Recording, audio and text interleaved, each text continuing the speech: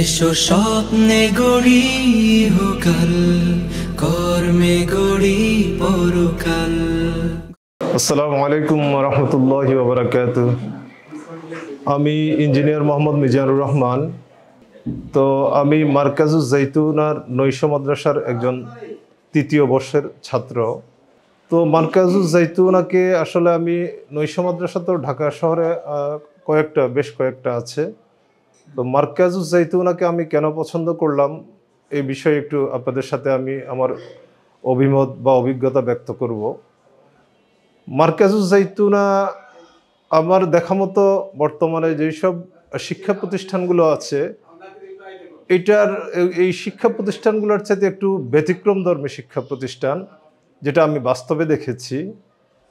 মার্কাজুজ জাইতুনার পাঠদান থেকে আরম্ভ করে সব কিছু, টোটাল ক্যাম্পাসের পরিস্থিতি, ক্যাম্পাসের পরিবেশ এবং গুণগত মান, পড়ালেখার গুণগত মান এবং যোগ্য শিক্ষক একটা টিম দিয়ে পরিচালিত হয় এই মার্কাজুজ জাইতুনা।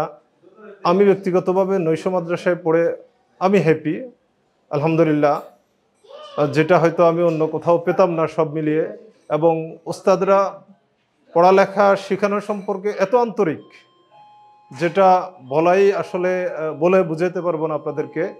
একদম হাতে কলমে ধরে যতক্ষণ পর্যন্ত একজন ছাত্র তার ক্লাসে পড়া পুরো না বুঝবে ততক্ষণ পর্যন্ত চেষ্টা করেন পড়াটা বোঝানোর জন্য। তো আলহামদুলিল্লাহ আমার কাছে অনেক ভালো লেগেছে। এবং মার্কাজুজ জাইতুনা, আমি আশা করব মার্কাজুজ জাইতুনা অনেক এগিয়ে যাবে। এখানে কয়েকটা শাখা রয়েছে। শিশুদের বিশেষায়িত মক্তব শাখা রয়েছে, তারপরে নাজরাতুল কোরআন বিভাগ রয়েছে, আন্তর্জাতিক মানের হেফজ বিভাগ রয়েছে, এবং বয়স্কদের নৈশ মাদ্রাসা এবং স্কুল পড়ুয়াদের মক্তব এবং হেফজর ব্যবস্থা রয়েছে।